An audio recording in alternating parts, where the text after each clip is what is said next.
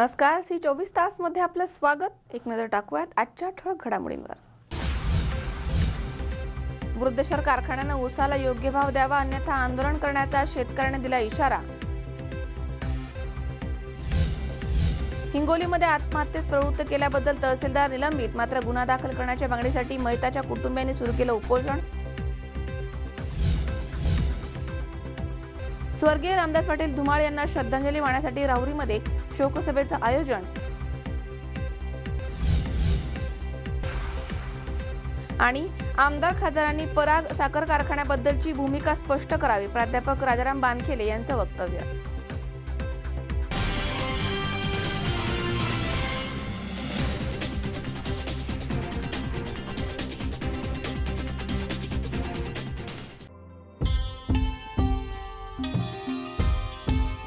सुवर्ण लक्ष्मी जिथे, सुवर्ण खरेदी इथे। मुहूर्त विश्वासाचा, अक्षय समृद्धीचा, सादर आहे खजिना मनमोहक आभूषणांचा। सस्नेह आमंत्रण सर्व अलंकार आभूषण प्रेमींना। सुवर्णरत्न पुरस्काराचे मानकरी श्री सुनील शेठ गोकुळ शेठ दाभाडे यांचे Shri Ganesh jewellers and Saraf. Hallmark प्रमाणित सोन्यांचे दागिने, टेम्पल ज्वेलरी, 1 ग्रॅम ज्वेलरी, नवग्रहांचे खडे, शुद्ध चांदीचे देवांचे टाट, मूर्ती भांडी उपलब्ध। तसेच ऑर्डर प्रमाणे तयार करून देणारे सुनील शेठ गोकुळ शेठ दाभाडे यांचे श्री गणेश ज्वेलर्स अँड सराफ। आमचा पत्ता shop number 1314 4A building, Kamdhenu estate, Mantri market, Hadapsar, Pune 28।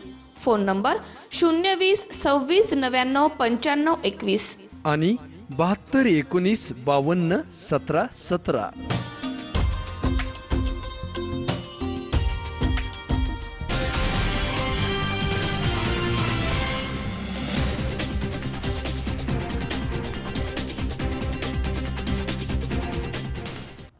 बातमीपत्रात आपलं स्वागत। पाहूया सविस्तर वृत्त। केदारेश्वर आणि ज्ञानेश्वर कारखान्याप्रमाणे वृद्धेश्वर कारखान्यानं ऊसाला योग्य भाव द्यावा, अन्यथा तालुकावर आंदोलन उभारण्यात येईल आणि प्रकरण चिघळल्यास याला वृद्धेश्वर कारखाना जबाबदार असेल, असा इशारा ऊस उत्पादक आणि शेतकरी संघटनेच्या वतीने देण्यात आलाय। त्यामुळे प्रांताधिकारी बांदल यांच्या अध्यक्षतेखाली प्रांत कार्यालयामध्ये संयुक्त बैठकीचं आयोजन करण्यात आलं होतं। केदारेश्वर आणि ज्ञानेश्वर कारखान्याप्रमाणे वृद्धेश्वर कारखान्याने ऊसाला भाव द्यावा, अन्यथा तालुकावर आंदोलन उभारू, घोटणप्रमाणे आंदोलन चिघळल्यास वृद्धेश्वर कारखाना जबाबदार राहील, असा इशारा ऊस उत्पादक आणि शेतकरी संघटनेच्या वतीने देण्यात आलाय। त्यामुळे वृद्धेश्वर कारखान्याच्या कार्यक्षेत्रामध्ये तणावाचं वातावरण वाढत चाललंय। दरम्यान प्रांताधिकारी विक्रम बांदल यांच्या अध्यक्षतेखाली प्रांत कार्यालय इथे संयुक्त बैठक आयोजित करण्यात आली होती। यावेळी स्वाभिमानी शेतकरी संघटनेचे पाथर्डी तालुकाध्यक्ष शरद मरकड, शेवगाव तालुकाध्यक्ष दत्ता फुंदे, संतोष गायकवाड, ऊस उत्पादकांचे प्रतिनिधी म्हणून राष्ट्रवादीचे माजी जिल्हा परिषद सदस्य शिवशंकर राजळे, अमोल वाघ, कारखाना प्रतिनिधी म्हणून वृद्धेश्वरचे कार्यकारी संचालक जालिंदर पवार आणि संचालक सुभाष ताटे, तहसीलदार नामदेव पाटील, पोलीस निरीक्षक राजेंद्र चव्हाण आदी बैठकीला उपस्थित होते। मागील आठवड्यामध्ये संघटनेनं किमान 2500 रुपये प्रतिटन वृद्धेश्वरनं भाव द्यावा, या प्रमुख मागणीसाठी आंदोलनाचा इशारा देणारं निवेदन प्रशासनाला दिलं गेलं होतं। याची दखल घेत आंदोलन चिघळू नये म्हणून बैठक घेऊन तोडगा काढण्यासाठी प्रशासनानं पुढाकार घेतलाय। शेवगाव तालुक्यामधील घोटण इथे ऊस उत्पादकांच्या आंदोलनाला गेल्या महिन्यामध्ये हिंसक वळण लागून गोळीबार झाला होता। त्या पार्श्वभूमीवर ऊस भाव आंदोलनाकडे प्रशासन गांभीर्याने पाहत आहे। केदारेश्वरनं 25 ते 50, ज्ञानेश्वरनं 2500 रुपये प्रतिटन भाव देऊन पहिला हप्ता त्याप्रमाणे वाटप सुरू केलंय। गंगामाई कारखान्याकडनंही चांगला भाव दिला जातोय। वृद्धेश्वर कारखाना मात्र ऊस उत्पादकांची फसवणूक करतोय। शेतकऱ्यांच्या भावनांना या ठिकाणी गांभीर्यानं घेतलं जात नाहीये। प्रांताधिकाऱ्यांनी आदेश दिल्याप्रमाणे वृद्धेश्वर कारखाना आंदोलन 8 दिवस स्थगित करत आहे। इतर कारखान्यांप्रमाणे भाव न दिल्यास तालुकाभर आंदोलनाची व्याप्ती वाढवू, कारखाना प्रशासनाकडून आडमुठेपणाचं धोरण स्वीकारलं जाऊन 2150 रुपये प्रतिटन या मुद्द्यावरती संचालक ठाम आहे। कमी भावाबाबत दिली जाणारी कारणं न पटणारी आहेत। संचालक मंडळानं त्वरित बैठक घेऊन ऊस भावाबाबत निर्णय घेण्याचे आदेश प्रांताधिकाऱ्यांना दिले असले तरी संचालक मंडळाची भूमिका फारशी सकारात्मक वाटत नाही, त्यामुळे आंदोलन अटळ आहे। दरम्यान बैठकीनंतर माहिती देताना ऊस उत्पादकांचे प्रतिनिधी शिवशंकर राजळे यांनी आपली भावना व्यक्त केली आहे। वृद्धेश्वर कारखान्याच्या ऊस भावासंदर्भात आज प्रांताधिकारी कार्यालयामध्ये कारखाना प्रशासन, शेतकरी संघटना आणि आम्ही ऊस उत्पादक प्रतिनिधी म्हणून त्या ठिकाणी मीटिंगला हजर होतो। सदर मीटिंगमध्ये आम्ही 5-6 दिवसापूर्वी कारखाना प्रशासनाला निवेदन दिलं होतं की शेजारचे जे कारखाने आहेत, केदारेश्वर, ज्ञानेश्वर, गंगामाई, त्या कारखान्यांच्या पहिली उचल जी त्यांनी 2500 रुपये, 2525 आणि 2550 अशा पद्धतीने जी जाहीर केली, तर त्याप्रमाणे वृद्धेश्वर कारखान्याने देखील ऊस दर पहिली उचल म्हणून जाहीर करावा असं एक निवेदन आम्ही कारखाना प्रशासनाला दिलं होतं आणि त्याची प्रत आम्ही प्रांतसाहेब आणि पोलीस स्टेशनला पण दिलेली होती। तर त्या संदर्भात कायदा आणि सुव्यवस्था बिघडू नये आणि योग्य तो निर्णय व्हावा या अनुषंगाने प्रांतसाहेबांनी आज त्यांच्या कार्यालयामध्ये बैठक आयोजित केली होती। या बैठकीमध्ये आम्ही पुन्हा एकदा कारखान्याने 2500 रुपये पहिली उचल म्हणून त्या ठिकाणी जाहीर करावे आणि तातडीने पैसे वर्ग करावेत शेतकऱ्यांच्या ऊस उत्पादकांच्या खात्यावर अशा पद्धतीने आम्ही भूमिका मांडली। परंतु कारखाना प्रशासनाने त्या ठिकाणी आडमुठी भूमिका घेऊन पुन्हा एकदा 2150च भाव देऊ अशा पद्धतीने त्या ठिकाणी भूमिका मांडली। त्या ठिकाणी त्यांनी अनेक वेगवेगळ्या कारणं सांगितली, परंतु कुठलेही कारण त्या ठिकाणी पटण्यासारखं नव्हतं। शेतकरी प्रतिनिधी आणि संघटनेने दोघांनी ते मान्य नव्हतं। त्यामुळे प्रांतसाहेबांनी त्या ठिकाणी पुन्हा एकदा त्यांना आदेश दिला की आपण तातडीने कारखान्याची बोर्ड मीटिंग आयोजित करून त्या मीटिंगमध्ये 2500 रुपयेचा निर्णय करावा आणि त्या ठिकाणी जो शेवगाला आंदोलनाचा प्रकार घडला घोटणला वगैरे, तर तशा पद्धतीने काही होऊ नये आणि शेतकऱ्यांना योग्य न्याय मिळावा अशा पद्धतीने कारखान्याला आदेश दिला। त्या पद्धतीने त्यांनी आता तातडीने बोर्ड मीटिंग घेण्याचं मान्य करून पुढच्या शुक्रवारी त्यांचा जो काही निर्णय आहे तो त्या ठिकाणी मांडला जाईल असं कारखान्याने सांगितलं। परंतु आम्ही मीटिंगमध्ये अंतिमतः हे सांगितलं की आमची थोडीशी फ्लेक्झिबल भूमिका आहे की कारखान्याने 2500 रुपये भाव द्यावा। आम्ही 15 दिवसाचे पेमेंटऐवजी 1 महिन्याने घ्यायला तयार आहोत, परंतु 2500 मात्र पहिली उचल तुम्हाला द्यावीच लागेल अशा पद्धतीची भूमिका शेतकऱ्यांच्या वतीने, ऊस उत्पादक आणि सभासदांच्या वतीने त्या ठिकाणी आम्ही मांडलेली आहे। तर आजच्या दिवसापुरतं प्रांतसाहेबांच्या आदेशानुसार आजच्या दिवसापुरतं आम्ही त्या ठिकाणी थांबलेलो आहोत, परंतु पुढच्या शुक्रवारी तो निर्णय त्या ठिकाणी कारखान्याने द्यावा अशी आमची भूमिका आहे। तर तशा पद्धतीने जर निर्णय झाला नाही तर मात्र आम्हाला पुढचं आमचं धोरण ठरवून कारखान्याच्या विरोधात आंदोलन उभारावं लागेल आणि तो भाव कोणत्याही परिस्थितीत आम्ही घेणार अशा पद्धतीची आमची ठाम भूमिका राहील असं या प्रसंगी सांगतो। धन्यवाद। सर्व ऊस उत्पादक मिळून कारखाना चालू देणार नाही, आम्हाला कोणतंही राजकारण करायचं नाहीये, अन्य कारखान्यांप्रमाणे आम्हाला भाव द्यावा, आंदोलनामधनं कमी जास्त काही झाल्यास वृद्धेश्वर कारखाना जबाबदार राहील असा इशारा जवखेडे खालसा ग्रामपंचायतचे सदस्य आणि राष्ट्रवादीचे युवा नेते अमोल वाघ यांनी यावेळी दिलाय। आज या ठिकाणी प्रांतसाहेबांच्या उपस्थितीमध्ये आमची ऊस उत्पादक स्वाभिमानी शेतकरी संघटनेचे आमचे सर्व तालुक्यातले शेवगावचे आणि पाथर्डीचे कार्यकर्ते आणि त्याच्यामध्ये तहसीलदार साहेब, प्रांतसाहेब, PI साहेब आणि कारखान्याचे कार्यकारी संचालक आणि काही संचालक यांच्यामध्ये तालुक्यातील कायदा सुव्यवस्था बिघडू नये म्हणून एक मिटिंग आयोजित त्या ठिकाणी केली होती। परंतु कारखान्याची असलेली ताठर भूमिका आणि थोड्याशा पद्धतीचं हुकुमशाही पद्धतीचं वागणं याच्यामुळं एकदम ज्या शेतकऱ्याचा 100 टन ऊस जाईल त्याचा साधारणतः इथे 40-50 हजार रुपये तोटा होत असेल, तर ह्या अन्याय कुणी सहन करणार नाही। त्यामुळं जर आम्ही आता सगळ्यांनी प्रांतसाहेबांनी विनंती केली की आपण त्यांना 8 दिवसाची मुदत अजून दिलेली आहे, 8 दिवसात मात्र हे झालं नाही तर निश्चितपणे हा कारखाना आम्ही चालू देणार नाही आणि आमचा भाव घेतल्याशिवाय आम्ही कुठल्याही परिस्थितीत शांत बसणार नाही। यापुढं जे काही होईल ते आम्ही प्रांतसाहेबांसमोर सांगितलं की शेतकऱ्यांच्या जीवाचं काही बरं वाईट झालं, पुन्हा गोळीबार झाला, याला सर्वोच्च जबाबदार कारखान्याचं प्रशासन आणि कारखान्याचे संचालक मंडळ असेल। मुकुंद लोहिया, C24 तास, पाथर्डी। केडगाव येथील शरद ठुबे यांची भाजप मंडलाध्यक्षपदी निवड करण्यात आली आहे। खासदार दिलीप गांधी यांच्या मार्गदर्शनाखाली विविध सामाजिक उपक्रम आपण राबवणार असल्याचं ठुबे यांनी C24 तासशी बोलताना सांगितलंय। भारतीय जनता पार्टीने माझ्यावर मंडल अध्यक्षपदाची जिम्मेदारी नुकतीच माझ्यावर टाकलेली आहे। नूतन अध्यक्ष झाल्यानंतर मी काही उपक्रम राबवले आहेत आणि यानंतरही आमचे माननीय खासदार दिलीपजी गांधी साहेब यांच्या मार्गदर्शनाखाली मी केडगाव परिसरात नवीन नवीन उपक्रम राबवणार. ज्या सरकारच्या योजना आहेत, 70 योजना आहेत, त्यापैकी जीवन विमा योजना आहे, बाकी शेतकऱ्यांविषयीच्या काही योजना आहेत, त्या आम्ही आत्तापर्यंत गॅस योजना आहे त्या आम्ही राबवल्यात. यानंतर आता पक्षाने माझ्यावर मोठी जिम्मेदारी टाकली. यानंतर जे जीवन विमा योजना आहे ती आम्ही माझ्या स्वखर्चाने मी प्रत्येकाच्या घरोघरी जाऊन राबवणार आहे, असा माझा निष्कर्ष आहे. तर इथून पुढं केडगाव परिसरामध्ये ज्या माझ्या मंडळामध्ये माझ्या सर्व पदाधिकाऱ्यांना, माझ्या कार्यकर्त्यांना बरोबर घेऊन मी चांगल्या पद्धतीचं काम यशस्वीरित्या पार पाडेल. खासदार साहेबांच्या विश्वासाला तडा जाऊन देणार नाही आणि मोदी सरकारच्या सर्व योजना मी 100% इथं राबवण्याचा पुरेपूर प्रयत्न करणार आहे. शाहीद शेख, C24 तास, अहमदनगर. या ठिकाणी वेळ झाली छोट्याशा विश्रांतीची. अवघ्या काही क्षणात परत येतोय. तुम्ही पाहत राहा C24 तास, जगा वर्तमानात बिनधास्त.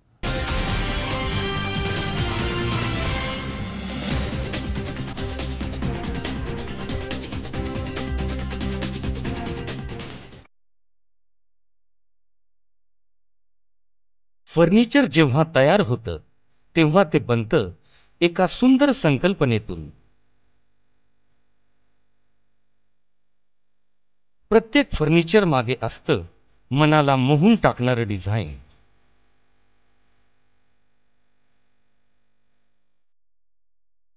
तुम्हाला हव्या त्या आकार, स्वरूप, डिझाईन आणि फॅब्रिकद्वारे आम्ही पूर्ण करतो तुमच्या आवडीच्या फर्निचरचे स्वप्न.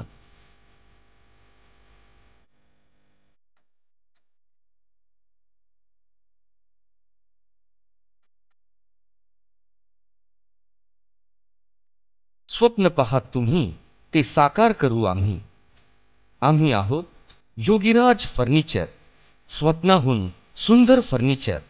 आमच्या शाखा राहुरी, राहता, सोनई, सुपा, कोपरगाव, अहमदनगर, शिरूर आणि आळेफाटा. ग्राहक सेवा क्रमांक 9673 50 0001.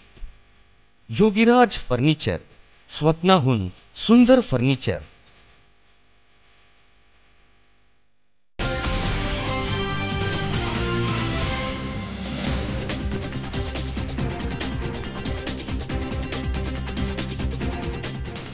विश्रांतीनंतर बातमीपत्रात पुन्हा एकदा आपलं स्वागत. पाहूयात पुढची बातमी. सन 2015 मधील आत्महत्याग्रस्त शेतकऱ्याच्या मदतीच्या रकमेसाठी उदासीनता दाखवत मयत शेतकऱ्याच्या मुलाला अपमानित केल्यानंतर शेतकऱ्याच्या मुलानं आत्महत्या केली. या प्रकरणी तहसीलदार यांना दोषी धरून निलंबित करण्यात आले. मात्र त्यांच्यावरती गुन्हा दाखल झाला नाहीये, त्यामुळे कुटुंबियांनी उपोषण सुरू केलंय. हिंगोली तालुक्यातील आंबाळा तांडा येथील शेतकऱ्यानं 2015 मध्ये कर्जास कंटाळून आत्महत्या केली होती. शासनाकडनं 1 लाखाची मदत त्यांना मंजूर झाली. त्यापैकी 31,000 रुपये रोख देण्यात आले आणि 69,000 रुपये पोस्ट ऑफिसमध्ये मुदत ठेव म्हणून ठेवण्यात आले होते. परंतु मयत शेतकऱ्याच्या पत्नी मरोनाबाई वामन जाधव या कॅन्सरग्रस्त असल्यामुळे उपचारांसाठी त्यांना पैशांची नितांत गरज होती. त्यावेळी पोस्ट ऑफिसमध्ये 69,000 रुपये काढण्यासाठी कुटुंबांनी तहसीलदार यांना विनवणी केली. मात्र त्यांनी अपमानास्पद वागणुकीशिवाय त्यांना काहीही दिलं नाही. दुसऱ्या दिवशी सुद्धा तहसीलदार यांची भेट घेतली, मात्र तहसीलमधनं हाकलून दिल्यामुळे अपमानित संजय जाधव यांनी सायंकाळी विषारी औषध प्राशन करून आत्महत्या केली आहे. या प्रकरणी तहसीलदार शिंदे आणि लिपिकावरती गुन्हा दाखल करण्याच्या मागणीसाठी वंदना संजय जाधव यांनी आणि कुटुंबामधील मुलांबरोबर जिल्हाधिकारी कार्यालयासमोर आमरण उपोषण सुरू केलंय. एकीकडे आमदारांना अवैध धंदे बंद करण्यासाठी उपोषण करावं लागतंय, दुसरीकडे कोथळे कुटुंबामधील मुलांना दत्तक घेऊन एक आदर्श निर्माण केला जातोय, तर तिसरीकडे याच जिल्ह्यामध्ये आपल्या हक्कासाठी मुलाबाळांबरोबर उपोषण करावं लागतंय. ही एक लाजिरवाणी बाब म्हणावी लागेल. आत्महत्या केली. आता 4 लेकरं, 3 मुली 1 मुलगा. आता घरात करणार कोणी नाही. आता माझे मालक पण सासऱ्याच्या माग मरण पावले. आता या लेकराला मागे पुढे पाहणार कोणी सुद्धा नाही. आता आम्ही घरी, आता घरात कसं होईल आमचं, म्हणून आमचं डोकं असं निसतं लगे.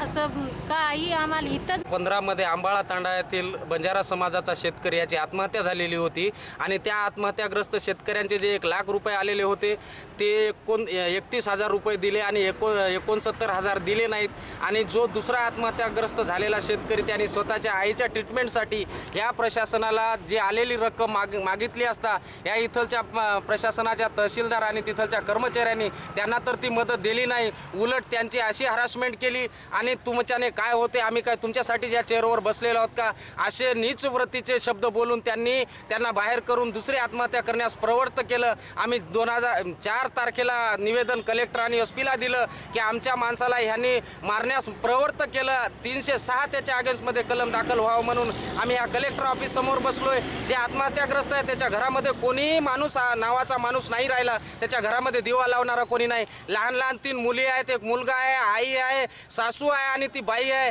आई त्यांची ही कॅन्सर पीडित आहे, दोन्ही पायाने आदू आहे आणि एक म्हातारी 90 वर्षाची। आम्ही या कलेक्टर ऑफिसच्या आवारासमोर बसलोय, परंतु प्रशासनाचा कोणी माणूस किंवा ह्या जनसंपर्कामधले राजकारणातला आणि या शासनातला कोणी माणूस आमच्याकडे आलेला नाही। आम्ही मरलोय का जगतोय हे आम्ही बघत आहोत। हे प्रशासन आमचं सांत्वन सोडा, पण आमची थट्टा मांडायला बसलेला आहे। आज आम्ही मरायला टेकलेलो आहेत। आमच्या लहान आणि आमच्या मागण्या ह्यांच्या अगेन्स्टमध्ये 306 जोपर्यंत दाखल होत नाही तर ह्या शेतकरी आत्महत्या 2 झालेल्या आहेत आणि आज जर आमची ही आरती उचलण्याची आमची वाट बघत असेल, ह्या प्रशासनाने ज्या चांगल्या स्कीमा राबवलेल्या आहेत परंतु ह्या प्रशासकीय अधिकाऱ्यांनी ह्या मागण्या आमच्या दूर केल्यात, तुमच्याने काय होतं हे आमचे उडवाउडीचे उत्तर आणि आम्हाला या उपोषणापासून तुम्ही कसे बसताय म्हणून आम्हाला धमक्या देण्याचे प्रयत्न यांचे चालू आहेत।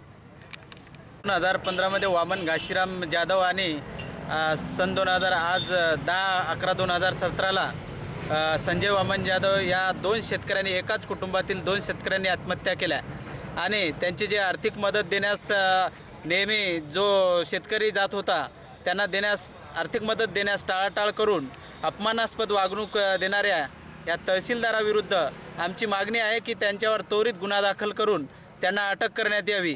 जोपर्यंत गुन्हा दाखल होत नाही आणि त्यांना अटक होत नाही तोपर्यंत आम्ही याच ठिकाणी कुटुंबासह जास्तीत जास्त संख्येने या ठिकाणी उपोषणाला बसून आम्ही या ठिकाणी मरण पत्करायला तयार आहे। उमेश चक्कर पाटील, C24 तास, हिंगोली। पुरंदर तालुक्यातील जेजुरी इथे एका वृद्धाचे खोटे खरेदी खत करून फसवणूक केल्याचा प्रकार उघड झालाय। 25 वर्षांपूर्वी झालेल्या या खरेदी खताची नोंद करण्यासाठी भूमिलेख खात्याच्या अधिकाऱ्यांनी पैसे खाल्लेत, त्यामुळे या वृद्धावरती आता कोर्ट कचेऱ्यांच्या फेऱ्या मारण्याची वेळ आली आहे। पुरंदर तालुक्यातील जेजुरी इथे एक धक्कादायक प्रकार उजेडात आलाय। येथील एका वृद्धाची फसवणूक करून मुंबईमधील एका भामट्यानं ही जागा हडप करण्याचा डाव रचला। इथे हॉटेल व्यावसायिक कंपनी स्थापन करण्याच्या नावाखाली जमिनीचे खोटे खरेदीगत करून ही जागा लाटण्याचा प्रयत्न करण्यात आलाय। यामध्ये गेल्या 25 वर्षांपूर्वी झालेल्या खरेदी खताची नोंद करण्यासाठी भूमिलेख खात्याच्या अधिकाऱ्याने देखील आर्थिक मर्यादा लाटलाय। या वादग्रस्त विषयाबाबत मुंबईच्या हायकोर्टामध्ये सध्या न्यायप्रविष्ट कामकाज सुरू आहे। तरीही न्यायालयाचा अवमान करून परस्पर खरेदी खताची नोंद करण्यात आल्यामुळे खळबळ उडाली आहे। अस्तित्वामध्ये नसलेल्या एका खोट्या कंपनीच्या नावाखाली मुंबई येथील विजय शिवाजी चांदगुडे या इसमानं जेजुरीमधील श्रीरंग मारुती जगताप यांच्या मालकीच्या जमिनीचे खोटे खरेदी खत केलाय अशी तक्रार आहे। या व्यवहारामध्ये परस्पर खोट्या सह्या आणि धनादेश देण्यात आल्याचं उघड झालंय। या प्रकरणी खरेदी घेणाऱ्यानं भूमिलेख विभागामधील अधिकाऱ्यांना लाखो रुपयांचा लाभ देऊन हे कारस्थान केल्याचा जागा मालकाचा आरोप आहे। वयाच्या 75व्या वर्षी या वृद्धाला आराम करण्याऐवजी कोर्ट कचेऱ्याच्या फेऱ्या माराव्या लागतात। ऐतिहासिक पुरंदर तालुक्यामध्ये या प्रकारानं अनेकांच्या भुवया उंचवल्या गेल्यात। या प्रकरणी संबंधित दोषींच्या विरुद्ध कठोर कारवाई व्हावी अशी मागणी आता समोर येते। तब्बल 25 वर्षांनंतर जागेच्या नोंद करण्यासाठी प्रशासनानं दखल घेतल्यामुळे हा संशय निर्माण झाला। या प्रकरणी भ्रष्टाचारामध्ये सामील असलेल्यांची चौकशी करावी अशी मागणी करण्यात येते। स्वागत कोर्टाने डिसमिस केला आणि लाच घेऊन केलेलं कृत्य अपील काळे कोर्टाकडे केले. ते अपील त्यांनी खालची रेग ओढून आमचं अपील डिसमिस केलं. सेकंड अपील हायकोर्टात चालू असताना आता त्याच्या पुराव्यात त्याची एक प्रत दिली असताना आणि हायकोर्टात सुप्रीम कोर्टाचे त्याचे निर्देश केस चालू असताना फेरफार करता येतं असा निर्देशाधार सिटी अभिलेख उपाधीक्षक भिसे आणि तातोडकरांनी बेकायदेशीररित्या फेरफार मंजूर केला. त्याचं कारण काय आणि चांदगुडेने त्यांना लाच घेऊन हे केली कृत्य त्याचं अपील त्याचं जे आहे ते त्या तुमच्या अधीक्षकाकडे दाखल केले आहे. तक्रार विभागीय आयुक्त चंद्रकांत दळवी आणि तक्रार जिल्हाधिकाऱ्याकडे केली. मनोहर तावरे, C24 तास, बारामती. या ठिकाणी पुन्हा एकदा वेळ झाली छोट्याशा विश्रांतीची. अवघ्या काही क्षणात परत येतोय. तुम्ही पाहत राहा C24 तास, सगळ्या वर्तमानात बिनधास्त.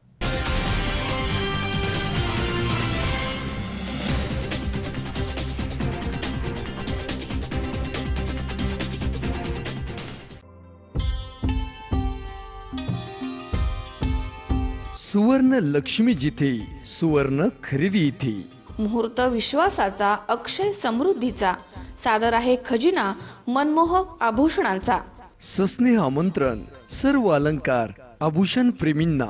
सुवर्णरत्न पुरस्काराचे मानकरी श्री सुनील शेठ गोकुळ शेठ दाभाडे यांचे श्री गणेश ज्वेलर्स अँड सराफ. होलमार्क प्रमाणित सोन्यांचे दागिने. Temple jewellery, 1 gram jewellery. नवग्रहांचे खडे, शुद्ध चांदीचे देवांचे टाट, मूर्ती, भांडी उपलब्ध. तसेच ऑर्डर प्रमाणे तयार करून देणारे सुनील शेठ गोकुळ शेठ दाभाडे यांचे श्री गणेश ज्वेलर्स अँड सराफ. आमचा पत्ता shop number 1314 4A building, Kamdhenu estate, Mantri market, Hadapsar, Pune 28. Phone number 020 26 99 95 21 आणि 72 19 52 17 17.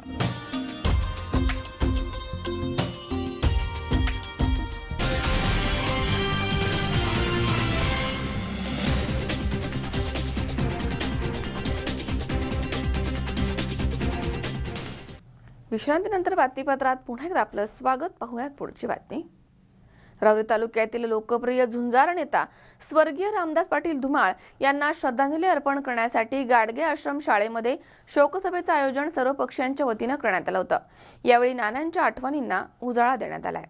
राहुरी तालुक्यातील लोकप्रिय झुंजार नेते स्वर्गीय रामदास पाटील धुमाळ यांना राहुरी शहरातील गाडगे आश्रम शाळेच्या सभागृहामध्ये 17 डिसेंबर रोजी सर्व पक्षांच्या वतीनं शोकसभेचं आयोजन करून श्रद्धांजली अर्पण करण्यात आली आहे. यावेळी नानांच्या आठवणींना उजाळा देण्यात आला.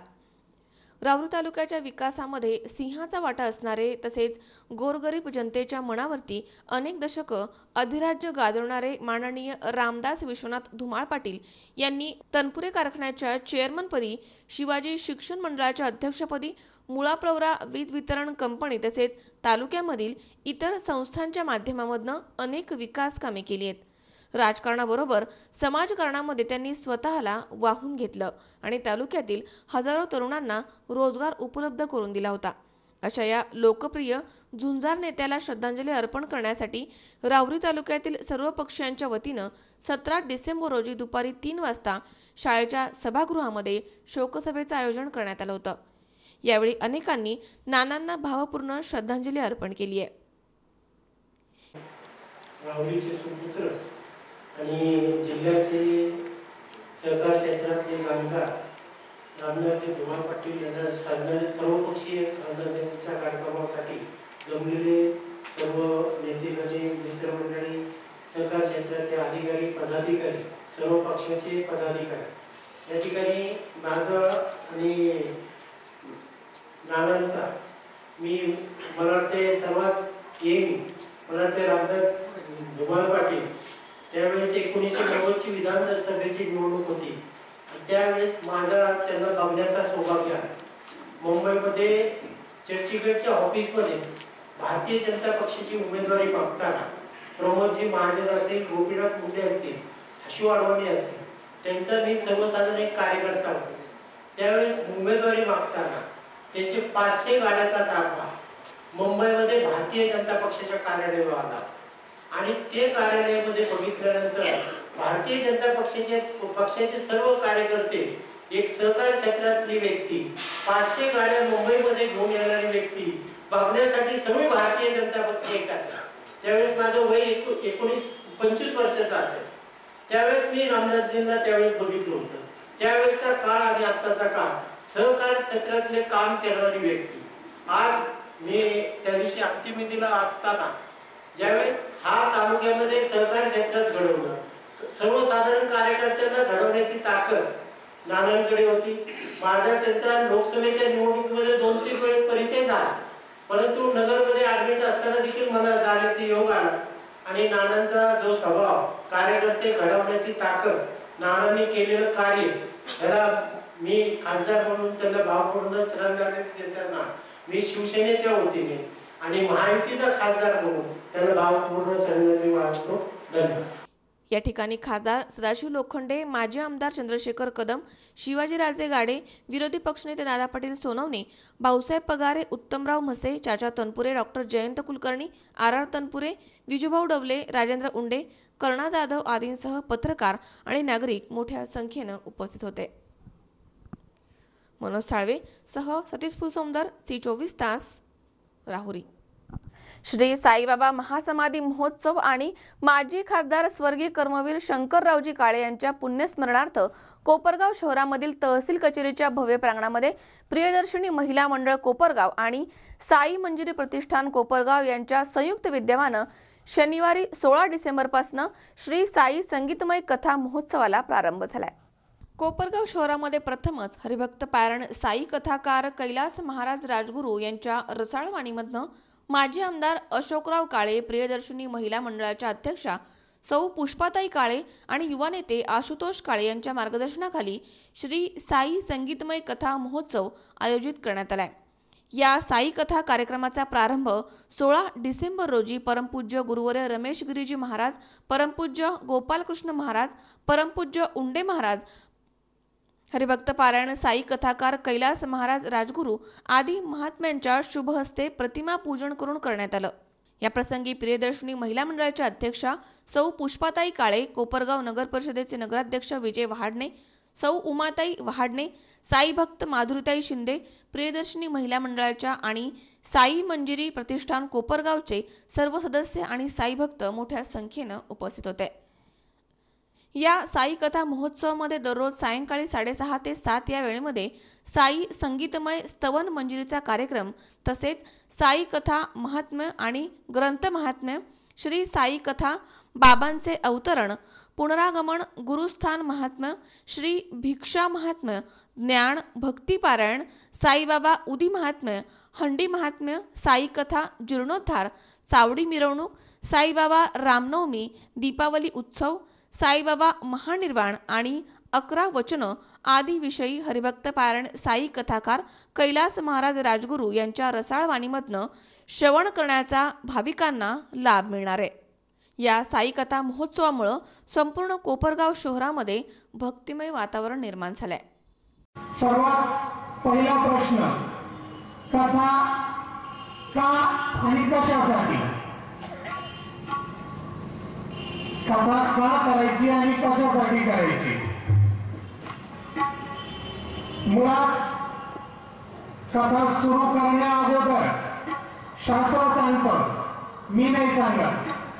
शास्त्राच्या नियमाप्रमाणे देश, काळ आणि द्रव्य तिन्ही शुद्ध पाहिजे. आणि जगातला असला कुठला कोपरा राहिला नाही जिथं साईनाथ माऊलींचं नाव पोहोचलेलं नाही. आणि यदा कदाचित अशी एखादी वाडी वस्ती, एखादं गाव राहिलं असेल, गावातलं घर राहिलं असेल, घरातली व्यक्ती राहिली असेल, तिथपर्यंत साईनाथ माऊलींचं नाव, साईनाथ माऊलींचं कार्य हे सर्व पोहोचवण्याचा मानस आहे. आणि या कार्यासाठी आपणा सर्वांच्या आशीर्वादाची गरज आहे. आणि म्हणून आपणा सर्वांनी बाबांच्या या कार्यामध्ये, या 7 दिवसाच्या यज्ञामध्ये प्रत्येकाने इथे हजर राहून आपली हजेरी लावून आपल्या नावाची आहुती या यज्ञामध्ये दिली पाहिजे. कारण आज आपण जर बघितलं, पूर्वी जे यज्ञ व्हायचे ते यज्ञ आता होत नाही, परंतु कर्मधर्म संयोगाने ज्ञानयज्ञ आजही चालू आहे. आणि म्हणून या ज्ञानयज्ञामध्ये आपण सर्वांनी सामील व्हायचे. योगेश डोके, सी24 तास, कोपरगाव. या ठिकाणी पुन्हा एकदा वेळ झाली छोट्याशा विश्रांतीची. अवघ्या काही क्षणात परत येतोय. तुम्ही पाहत राहा सी24 तास, जगा वर्तमानात बिनधास्त.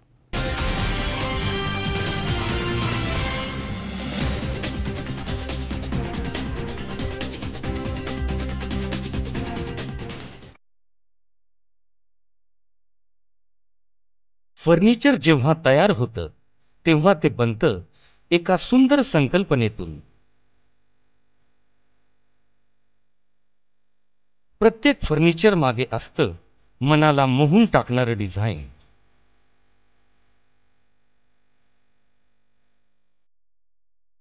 तुम्हाला हव्या त्या आकार, स्वरूप, डिझाईन आणि फॅब्रिकद्वारे आम्ही पूर्ण करतो तुमच्या आवडीच्या फर्निचरचे स्वप्न.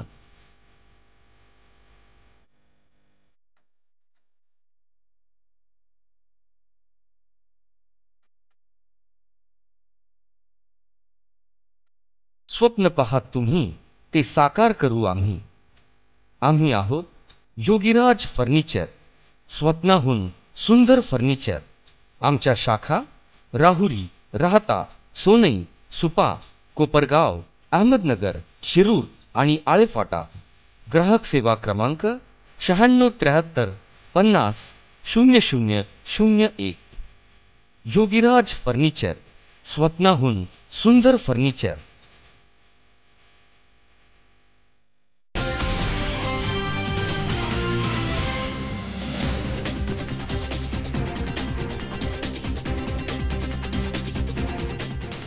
विश्रांतीनंतर बातमीपत्रात पुन्हा एकदा आपलं स्वागत. पाहूयात पुढची बातमी. विकासाच्या नावाखाली आंबेगाव तालुक्यातील जनतेला फसवणाऱ्या पराग साखर कारखान्याबद्दलची आपली भूमिका स्पष्ट करावी आणि भीमाशंकर सहकार साखर कारखाना वाचवण्यासाठी प्रयत्न करावेत, असं मत स्वाभिमानी संघटनेचे अध्यक्ष प्राध्यापक राजाराम बानखेले यांनी पत्रकार परिषदेमध्ये केलंय. आंबेगाव तालुक्यातील जनतेला गेली अनेक वर्ष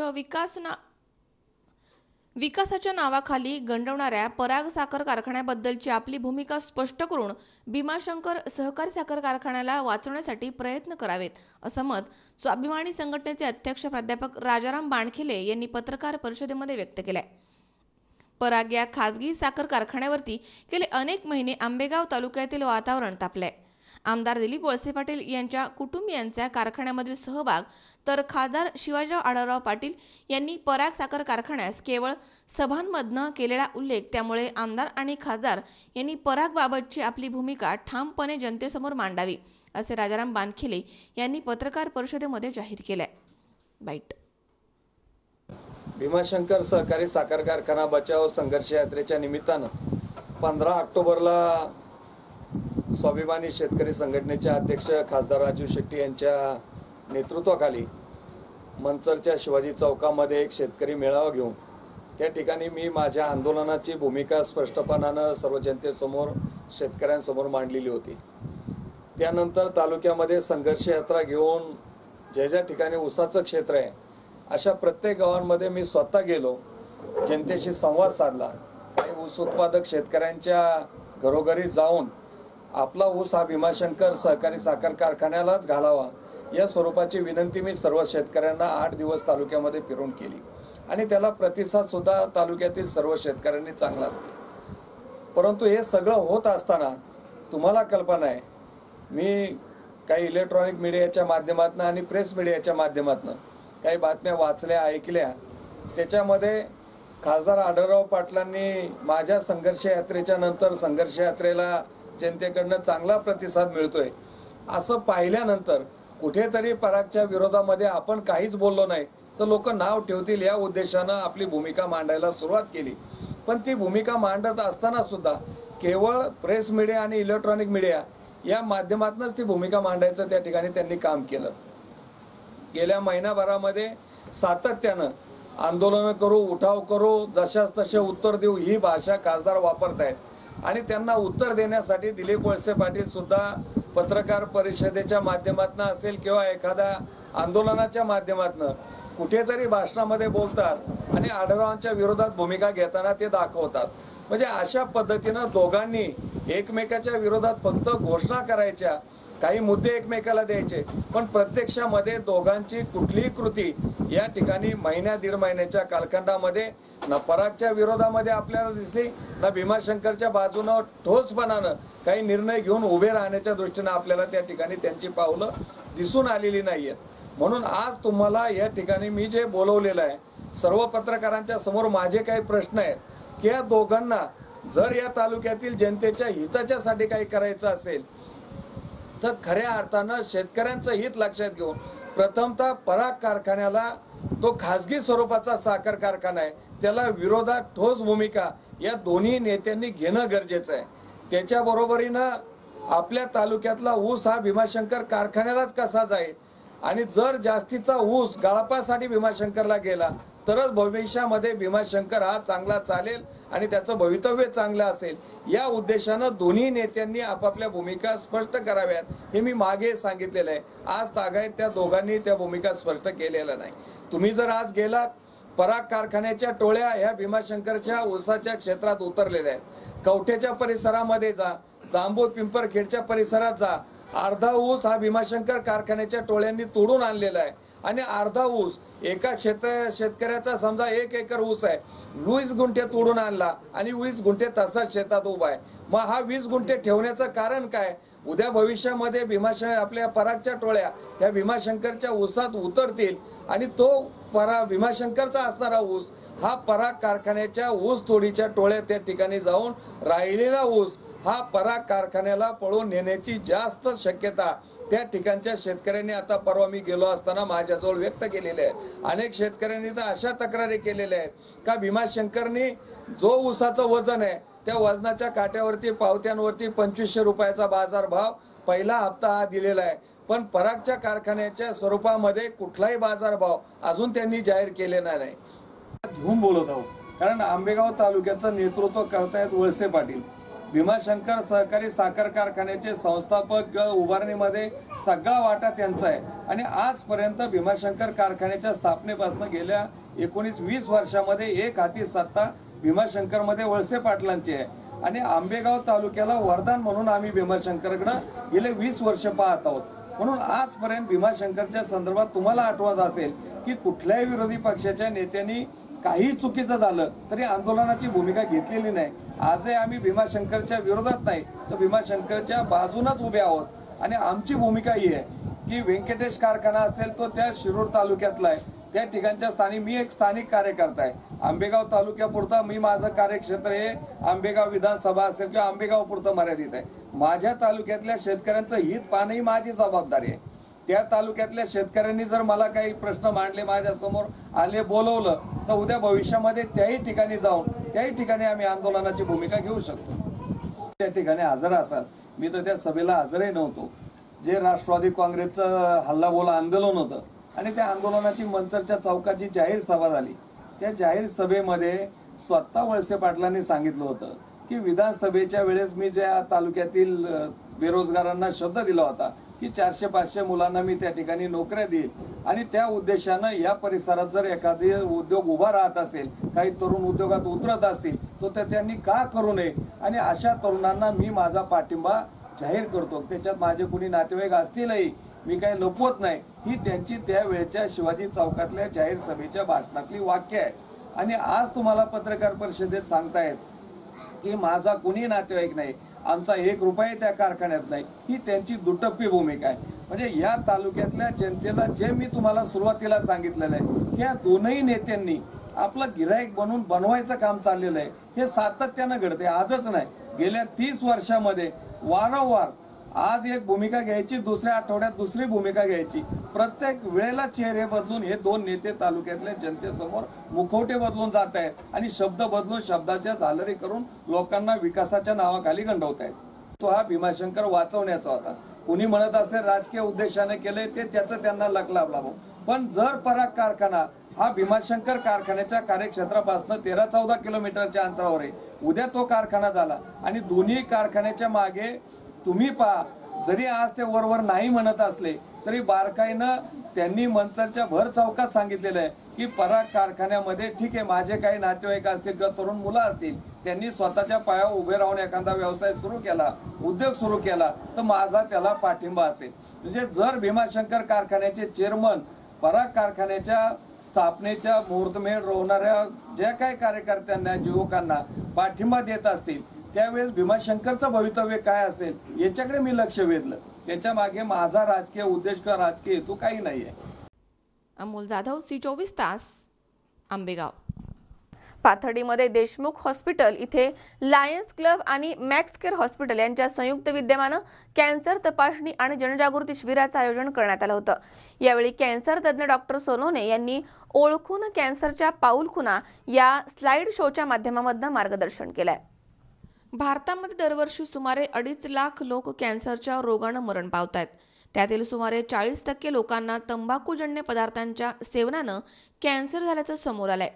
कॅन्सरची प्राथमिक लक्षणं ओळखून वेळीच उपचार केल्यास हा रोग पूर्णपणे बरा होऊ शकतो, असे प्रतिपादन मॅक्स केअर हॉस्पिटलचे संचालक आणि कॅन्सर तज्ज्ञ डॉक्टर संतोष सोनवणे यांनी केलंय. पाथर्डी शहरामधील देशमुख हॉस्पिटल इथे लायन्स क्लब आणि मॅक्स केअर हॉस्पिटल यांच्या संयुक्त विद्यमानं कॅन्सर तपासणी आणि जनजागृती शिबिराचं आयोजन करण्यात आलं होतं. या शिबिरामध्ये अनेक रुग्णांची तपासणी डॉक्टर सोनवणे यांनी केली आहे. यावेळी ओळखून कॅन्सरच्या पाऊलखुणा या स्लाइड शोच्या मदतीनं कॅन्सर रोगाविषयीची माहिती देण्यात आली आहे. या ठिकाणी doctor Deepak Deshmukh, doctor Shirish Joshi, doctor Rajendra गायके, पत्रकार अविनाश मंत्री, भाऊसाहेब गोरे आदी उपस्थित होते. यावेळी डॉक्टर दीपक देशमुख यांनी प्रास्ताविक करून या शिबिराबाबत अधिक माहिती दिली आहे. आणि लायन्स क्लब ऑफ पाथर्डी यांच्या संयुक्त विद्यमाने आज आपल्या पाथर्डीमध्ये कॅन्सर तपासणी व मार्गदर्शन शिबिराचं आज आयोजन केलं आहे. या प्रसंगी अहमदनगर जिल्ह्याचे प्रसिद्ध कॅन्सर तज्ज्ञ डॉक्टर सतीश सोनवणे आपल्या पाथर्डीमध्ये आले. त्यांचं मी लायन्स क्लबच्या आणि पाथर्डी शहरातील नागरिकांच्या वतीने स्वागत करतो. डॉक्टर सतीश सोनवणे हे अहमदनगर जिल्ह्यातील आपल्या रहिवासी आहेत आणि ग्रामीण भागातील आहेत. ॲक्च्युअली त्यांनी MBBS धुळ्यावर केलं आणि नंतर पोस्ट ग्रॅज्युएशन नंतर टाटा मेमोरियल हॉस्पिटल की जे भारतातलं एक प्रिमियर इन्स्टिट्यूट आहे कॅन्सरमध्ये लोकांना हे करणारे, उपचार देणारे, अशा ठिकाणी त्यांनी जवळपास 4 वर्ष अनुभव घेतलेला आहे. विविध प्रकारच्या शस्त्रक्रिया त्या ठिकाणी केलेल्या आहेत आणि याच पद्धतीचे उपचार आपल्या नगर जिल्ह्यामध्ये रुग्णांना मिळावेत. आपल्या ग्रामीण भागातील जनता की जी आता बरेचसे रुग्ण आढळतात, पूर्वीच्या काळी नसायचे, कारण तेवढं आपण आयुर्मान आपलं नव्हतं. आता जसं मेडिकल फॅसिलिटीज वाढल्या त्यामुळे आयुर्मान वाढलं, आपले जीवन आपण जास्त काळ जगू शकतो. त्यामुळे कॅन्सरचं पण आपल्या शरीरामध्ये कळत शिरकाव होत असतो. तर ह्या आजाराचं लक्षण वेळेस उपचार, लक्षण लवकर ओळखावेत आणि वेळेस उपचार मिळावा या ठिकाणी, त्यासाठी त्यांनी नगर जिल्ह्यामध्ये कॅन्सरसाठी एक तज्ज्ञ म्हणून त्या ठिकाणी त्यांनी सुरुवात केली. या शिबिरामध्ये रुग्णांना माहिती देताना डॉक्टर सोनवणे म्हणाले की कॅन्सर याची प्राथमिक लक्षणे ओळखून वेळीच उपचार केल्यास कॅन्सर 100% बरा होऊ शकतो. त्यामुळे आपण आपली काळजी घेतली पाहिजे. कॅन्सरचा प्रतिबंध करणे यासाठी प्रथम सगळ्यात मोठी गोष्ट जी असते ती प्रथम पाऊल त्याबद्दल प्रतिबंध पाऊल म्हणतो त्याचा अवेअरनेस. आणि हा अवेअरनेस जेवढा आपण जास्त करू तेवढं आपल्याला कॅन्सरचे रुग्ण ज्या प्रथम अवस्थेत किंवा कॅन्सर होण्याच्या आधीच्या अवस्थेत म्हणजे कॅन्सरच्या पूर्वावस्थेत आपल्याला याचं निदान होईल, जेणेकरून आपण कॅन्सर करू शकतो. तर आज आपण सरांनी सांगितलं की आपल्या देशामध्ये आज बघितलं तर जवळपास एक दरवर्षी 10 लाख रुग्ण कॅन्सरची आढळतात. आता हे प्रमाण स्टॅटिस्टिकल नोंदलं गेलेलं आहे, म्हणजे जे नोंदणीकृत कॅन्सरची जी नोंदी आहे ती एवढी आहे. पण मला नक्की खात्री आहे की त्यापेक्षा कितीतरी पटीने कॅन्सरचे रुग्ण आपल्या भारत देशामध्ये असतील, कारण कॅन्सर आजही भारतामध्ये नोटिफाईड लिस्ट नाही आहे. जसं एखादा स्वाईन फ्लू झाला तो नोटिफायबल आहे, एखादा टीबी झाला तो नोटिफायबल डिसीज आहे, लेफ्रेस झाला तो नोटिफायबल आहे, पण कॅन्सर अजून नोंदणीकृत आजार नाही आहे. त्याच्यामुळे त्याची नक्की व्याप्ती किती सांगणं अवघड आहे, पण त्याच्या कितीतरी पटीने जास्त असेल याचं आम्हाला 100% याची खात्री आहे. कारण आज बहुतांश रुग्ण अशा ठिकाणी ट्रीटमेंट घेतली जाते की ती नोंदणी होणं शक्यच नाही. आता कॅन्सर आपण टाळू शकतो. कसं टाळू शकतो तर त्याच्यासाठी सांगितलं की प्राथमिक प्रतिबंध आहे, दुय्यम प्रतिबंध आहे. प्राथमिक प्रतिबंध म्हणजे प्रायमरी प्रिव्हेन्शन. आज बहुतेक लोकांनी ऐकलं असेल की primary prevention is better than cure. Next please. तर प्रायमरी प्रिव्हेन्शन म्हणजे काय? ही जनजागृती जी आज लायन्स क्लबच्या माध्यमातून देशमुख सरांनी जी किंवा दुसऱ्यांनी जी आज हे कार्यक्रम राबवला आहे, जेणेकरून आपण जनतेमध्ये जाऊन पोहोचतो की कॅन्सर कसा असू शकतो. तर हे याला म्हणतात प्रायमरी प्रिव्हेन्शन. आज कसं आहे की आज ही पहिलं पाऊल आहे, पण आता त्याच्यावरती आपण निश्चित जास्त कार्यक्रम पातळी जाऊन घेऊन निश्चित करणं गरजेचं आहे. कारण जेवढी कॅन्सरविषयी माहिती असेल तेवढंच कॅन्सरवरती आपण हातभार करू शकतो. कारण असं आहे की कॅन्सरच्या रात्री तर तयार होत नाही. कॅन्सर तयार व्हायला टप्प्याटप्प्याने कॅन्सर तयार होतो. एक त्याला 5-6 वर्ष लागतात. मग कॅन्सर होण्याच्या आधी ती प्रक्रिया असते. आज एक साध्या पेशींचं रूपांतर एक ॲबनॉर्मल पेशीत होतं, मग कॅन्सरची पूर्वावस्था होते, मग कॅन्सर होतो. हे सगळं घडायला वर्ष लागतं. मग अशा वेळी आपल्या शरीरामध्ये बदल घडला आणि जो आपण डॉक्टरला दाखवला तर कॅन्सर होण्याच्या आधीच म्हणजे कॅन्सरच्या पूर्वावस्थेत आपण त्याला पूर्णपणे नीट करू शकतो. म्हणजे कॅन्सर होण्याच्या आधीच आपण त्या आजारावरती विजय करू शकतो. अशा वेळी आपल्याला आजूची माहिती पाहिजे. आणि सगळ्यात महत्त्वाची गोष्ट, ग्रामीण भागामध्ये असं म्हणतात की माझ्या वडिलांनी तंबाखू खाल्ली, 50 वर्ष खाल्ली तर काय झालं, माझ्या आजीने घेतली तर काय झालं नाही, मग मी तंबाखू खाऊन मला कसं काय कॅन्सर होणार, असा प्रश्न असतो. पण प्रत्येक माणसाच्या जडणघडणीमध्ये फरक असतो, प्रत्येकाची प्रतिकारशक्ती वेगळी असते. म्हणून अमुक माणसाला होईल, अमुक होणार नाही असं होणार नाही. कोणीही माणूस त्याच्या छातीवर हात देऊन सांगू शकणार नाही की मला कॅन्सर होणार नाही. जगामध्ये कॅन्सर कोणालाही होऊ शकतो. तो कोणत्या जातीचा आहे, धर्माचा आहे, पुरुष आहे का स्त्री आहे, श्रीमंत आहे, गरीब काही बघत नाही. तो व्हायचा झाला तर तो होतोच. फक्त तो झालाच तर घाबरून जाण्याचं कारण नाही. त्या कॅन्सरच्या आजाराला आपण वेळीच ओळखलं पाहिजे, त्या पाऊल पुढे ओळखलं पाहिजे. हेच या आजच्या कार्यक्रमामध्ये सांगावंसं वाटतं. मुकुंद लोहिया, C24 तास, पाथर्डी. अहमदनगर शहरामधील उपनगर भागातील प्रोफेसर चौक इथे रस्त्यांच्या कामांचा शुभारंभ माजी महापौर अभिषेक कळमकर यांनी केलाय. विरोधकांनी कितीही अडथळा आणला तरी विकास कामे आपण करत राहणार आहोत असं प्रतिपादन यावेळी कळमकर यांनी केलंय. अहमदनगर शहरामधील उपनगर भागामधील प्रोफेसर चौक इथे रस्त्यांच्या कामांचा शुभारंभ माजी महापौर अभिषेक कळमकर यांच्या हस्ते करण्यात आलाय. मागील काही काळामध्ये प्रोफेसर चौक ते प्रेमदान चौक या रस्त्यांच्या कामाबाबत काही विरोधक हे या रस्त्याचं काम होऊ देत नव्हते. यासाठी विविध मार्गांनी अडथळे आणले जात होते. मात्र अभिषेक कळमकर यांनी अखेर या रस्त्यांचं काम मार्गी लावलंय. शहरामधील उपनगरामध्ये आता मोठी बाजारपेठ होत चालली आहे आणि त्या अनुषंगानं विकास कामं होणं देखील गरजेचं आहे. ते ध्येय ठेवून अभिषेक कळमकर हे काम करतायत. ही त्यांची कामं काही विरोधकांना त्रासदायक ठरतायत. त्यामुळे विकास कामांमध्ये अडथळा आणत असल्याचा आरोप कळमकर यांनी केलाय. या रस्त्यांसाठी 50 लाख रुपयांचा निधी मिळालाय. विकास कामे कॅमेऱ्यासमोर बोलावून किंवा फोटोमधनं होत नाहीयेत, स्वतः करून दाखवावे लागतात आणि भविष्यामध्ये उपनगर परिसर हा एक मॉडेल परिसर तयार करणार असल्याचा मानस अभिषेक कळमकर यांनी यावेळी व्यक्त केलाय. या रस्त्याचं उद्घाटन दलित मित्र निकुंभ निकम, बापूसाहेब कांडेकर, डॉक्टर अविनाश मोरे आदींसह परिसरातील नागरिकांच्या हस्ते करण्यात आलाय. अति प्रतीक्षित असलेला आणि ज्याच्यावर बऱ्याच दिवसापासून अनेक महिन्यांपासून ज्याच्यावर अनेक मंडळींनी विरोधकांनी भाष्य केलं, सगळ्यांची नजर या ठिकाणी लागली होती. कारण महत्त्वाचाच असणारा हा प्रेमदान चौक ते प्रोफेसर चौक हा रस्ता महासभेत सुद्धा अनेक प्रश्न या ठिकाणी मांडले गेले. अनेक जणांनी सांगितलं ह्या रोडचा एस्टिमेट एवढा आहे, इथं अद्यावत दिवे लागलेले आहेत. अनेक अडचणी आल्या, अनेक अडथळे आले, प्रश्न विचारण्यात आले आणि ह्या रोडमध्ये अनेक कामांमध्ये भ्रष्टाचार झालेला आहे. याचं एस्टिमेट इकडं गेलेलं आहे, तिकडं गेलेलं आहे, वाढवलेलं आहे.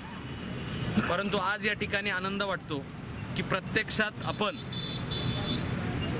RMC डांबराचा प्लांट आणून इथं डांबर टाकून रोडची पाहणी नाही, काही नाही, आपण बोलून नाही करून दाखवतो अशा प्रकारे उद्घाटन करून काम चालू केलेलं आहे.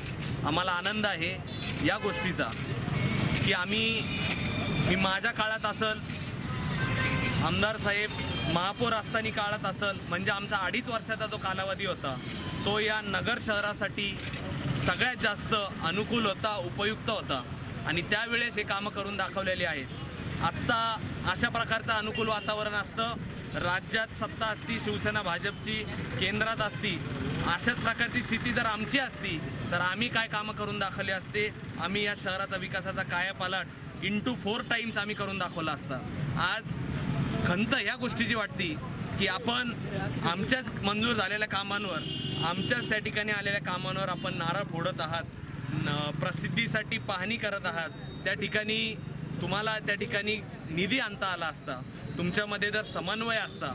आज भाजपचे उपमहापौर आहेत, महापौर शिवसेनेचे आहेत, यांच्यामध्ये जो समन्वय आहे, यांच्यामध्ये जो कोल्ड वॉर चाललेला आहे तो नगर शहराच्या नगरवासियांना माहीत झालेला आहे। म्हणून आता त्या ठिकाणी बोलायचं नाही आहे।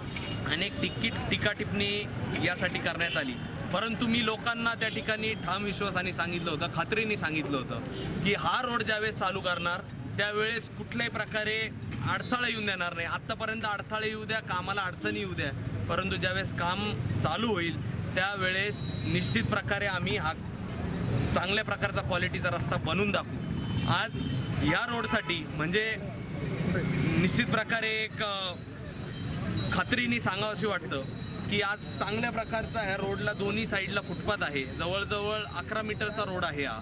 यानंतर पुढचं जे फुटपाथ रिपेअर नाही तर चांगला नव्याने फुटपाथ करायचं आहे। अद्ययावत दिवे आहेत, यासाठी पण अनेक अडचणी टाकण्यात आल्या, अर्ज करण्यात आले नगर विकास खात्याला, इकडं तिकडं अमुक धमुक, परंतु आपण कुठल्याही प्रकारे थांबलो नाही। आणि आज निश्चित प्रकारे आज असं आम्हाला वाटतं, आज त्याचा अभिमान वाटतो की नगरवासियांनी जे आमच्यासारखे तरुण नगरसेवक निवडून दिले तर याच गोष्टीसाठी दिले। या नगर शहरामध्ये राजकारणाला जी खीळ बसली होती, अनेक दिवसापासून जे कामं बंद पडायचे, जे कामांना क्वालिटी नव्हती मिळत, तर आता या तरुण कुठंतरी चांगले काम करत आहेत आणि विकासाच्या दृष्टिकोनातून भवितव्यात चांगल्या कामांच्या पावतीसाठी आम्हाला कुठंतरी निवडून दिलेलं आहे। आम्हाला हेच गोष्ट या ठिकाणी सांगायची। आपण विरोधकांना परत एकदा मला विनंती करायची, विशेषतः तुम्ही चांगल्या कामांसाठी एकत्र या, तुम्ही चांगल्या कामांसाठी आम्हाला बोलवा। चांगले काम जर करण्याची मनोबल असेल तर आम्ही तुम्हाला बोलू, परंतु त्या ठिकाणी कुठंतरी एकत्र यायचं, ठेकेदारांना दम द्यायचे, हे काम बंद पाडा, असं करा तसं करा, अशा कुठल्याही प्रकारे गोष्टीतून नगरवासियांची, रहिवाशांची तुम्ही कुठंतरी अडवणूक करताय, अडचणीत त्यांना टाकताय। म्हणून आता या नगर शहराला आपल्याला पुढं न्यायचं आहे। तुम्ही त्यासाठी एकत्र येऊन आपल्याला काम करण्याचं जर तुमचा मानस असेल तर आम्ही देखील तुमचं स्वागत करू, अशा प्रकारे या ठिकाणी सांगतो। आणि बाकीचे काही ठराविक जर आहेत जे तरुण आहेत, मला असं वाटतं कामाची सुरुवात ही काय फक्त कॅमेरावर होत नाही, ही काय फक्त फोटोतून होत नाही किंवा होर्डिंगवरून होत नाही। तुमचं काम आणि कार्य ज्यांचं पाळण्यात असेल त्यांनी आम्हाला सांगायचं आहे, कुठल्याही प्रकारे इच्छा दर्शवू नये। आम्ही आमचं कामाची पद्धत काय आहे, काम कसं आहे, हे आम्ही काम स्वतः इतर फील्डवर येऊन त्या ठिकाणी येऊन आम्ही काम करून दाखवतो। म्हणून पहिले लोकांमध्ये जा, काम करा आणि त्या ठिकाणी मग तुम्हाला लोक संधी देतील आमच्यावर टीका किंवा टिप्पणी करायच्या। पूर्ण नगरकरांचं लक्ष लागलेलं प्रोफेसर चौक ते प्रेमदान चौक या रोडचं उद्घाटन आताच आपल्या शहराचे माजी महापौर अभिषेक कळमकर यांच्या हस्ते करण्यात आले। तरी यावेळेस सर्व क्षेत्रातील विविध मान्यवर उपस्थित होते। तरी या रोडसाठी विरोधकांनी अनेक प्रकारचा हस्तक्षेप करून काम थांबवण्याचा प्रयत्न केला, तरी त्या सर्व हस्तक्षेपावर माननीय माजी महापौर अभिषेक कळमकर व दादाभाऊ कळमकर यांनी विविध स्तरातून विरोध दर्शवून देखील या कामाचं उद्घाटन आज करून आपली जिद्द काय हे दाखवून दिलं। तरी या रोडचं काम एकदम उत्कृष्ट प्रकारचं होणार आहे, तसंच इथं विविध प्रकारचे स्ट्रीट लाईट लागणार आहेत, असं पूर्ण एकदम मॉडेल प्रकारचा रस्ता होणार आहे। तरी याचं आता उद्घाटन झालं आहे, तरी सर्व स्तरातून माननीय महापौर साहेबांचं, अभिषेक कळमकरांचं अभिनंदनाचं वर्ष होत आहे। शहीद शेख, C24 तास, अहमदनगर। चालू द्या तुमचं हा मराठी चित्रपट 15 डिसेंबरपासून संपूर्ण महाराष्ट्रामध्ये प्रदर्शित झालाय। या सिनेमाला प्रेक्षकांनी देखील भरभरून प्रतिसाद दिलाय। चालू द्या तुमचं हा मराठी चित्रपट 15 डिसेंबरला संपूर्ण महाराष्ट्रामध्ये प्रदर्शित झालाय। या चित्रपटाला महाराष्ट्रामध्ये चांगला प्रतिसाद मिळतोय। अनेक थिएटरमध्ये हा चित्रपट हाऊसफुल होतोय। या चित्रपटाला प्रेक्षकांनी चांगला प्रतिसाद दिलाय। प्रेक्षकांनी चित्रपटाविषयी आपल्या प्रतिक्रिया देखील व्यक्त केल्यात। खूप छान आहे। अच्छा मसाला फिल्म सगळ्यांची ऍक्टिंग छान। बरोबर आणि फुल 2 तास मनोरंजन। बरोबर काय विशेष काय वाटलं पिक्चरमध्ये तुम्हाला? सगळ्या भावनात्मक वगैरे सगळा मसाला आहे म्हणजे कुठे बोर होत नाहीये. गोष्ट आहे, कथेची सुरेख गुंफण आहे, रहस्यमय अशी कथा आहे आणि हळूहळू कथेची जी गुंफण आहे ती हळूहळू उकल होते आहे आणि चित्रपट मनोरंजक व पाहण्यालायक आहे. असे चित्रपट यो आणि मराठी चित्रपटसृष्टीला खरोखर भरभराटीचे दिवस. आज भरपूर या चित्रपटाला बघण्यासाठी भरपूर प्रेक्षक होते आणि चित्रपट अगदी सुरेख, प्रत्येकाने पाहावा आणि विथ फॅमिली पाहावा असा चित्रपट आहे. थँक्यू. अच्छा लगा पिक्चर, कॉमेडी भी थी और बातें उसमें, कहानी भी अच्छी है, स्टोरी भी अच्छी है और फिल्म में सब लोगों ने जो देखे बहुत अच्छा देखे. सबने ये बोले कि बहुत बढ़िया पिक्चर है और उसके यानी जो लोगों को होना वो बिल्कुल पाएगा था उसमें. मैंने पिक्चर में जो पब्लिक को चाहती पब्लिक कि भाई हमको ये दिखना चाहिए वैसा उस टाइप से बिल्कुल वो पिक्चर में है. पिक्चर मैंने बहुत बढ़िया है और देखने के लायक है, स्टोरी है उसमें, सब कहानी भी अच्छी है, सब बातें बराबर है, कॉमेडी भी है. कॉमेडी में और मजा आ गया. वो पप्पू ने अच्छा रोल किया. चालू द्या तुमचा अच्छा पिक्चर बना है, उसमें को बढ़िया है, उसमें को रोल नहीं बढ़िया, अच्छा लगा हमको. और पब्लिसिटी भी अच्छी हो रही है. अभी सब लोगों ने देखे तो थिएटर में से उधर तो सबने ये बोले कि बहुत अच्छा पिक्चर बनाएगा और ये पिक्चर अच्छी चलेगी. अच्छा 100%. हर मर्ज की दवा मिलेगी यहाँ पे आके मिलो. गणपत हा कधी मेला? तुमचा सेक्स आठवड्यात नाही एकदाच होतं. 36, 24, 36.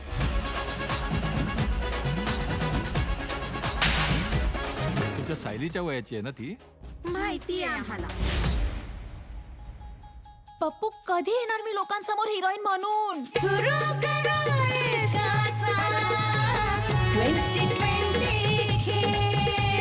मनोरंजन खूप झालं आमदार साहेब. मी माझी किडनी विकेल. चांगली ऑफर आहे. पार्सल तयार आहे. पैशांची व्यवस्था झाली. माझं ब्लड घ्या ना. एक काय 10 बाटल्या घ्या.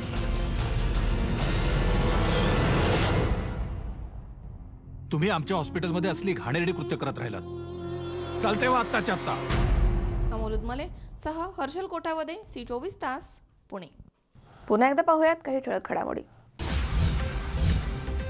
वृद्धेश्वर कारखान्यानं ऊसाला योग्य भाव द्यावा अन्यथा आंदोलन करण्याचा शेतकऱ्यांनी दिला इशारा. हिंगोलीमध्ये आत्महत्येस प्रवृत्त केल्याबद्दल तहसीलदार निलंबित, मात्र गुन्हा दाखल करण्याच्या मागणीसाठी मैताच्या कुटुंबियांनी सुरू केलं उपोषण. स्वर्गीय रामदास पाटील धुमाळ यांना श्रद्धांजली वाहण्यासाठी राहुरीमध्ये शोकसभेचं आयोजन. आणि आमदार खासदारांनी पराग साखर कारखान्याबद्दलची भूमिका स्पष्ट करावी, प्राध्यापक राजाराम बानखेले यांचं वक्तव्य.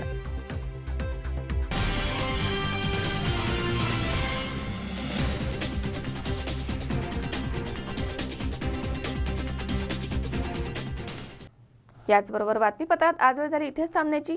ताज्या अपडेटसाठी बघत रहा C24 तास. जगा वर्तमानात बिनधास्त.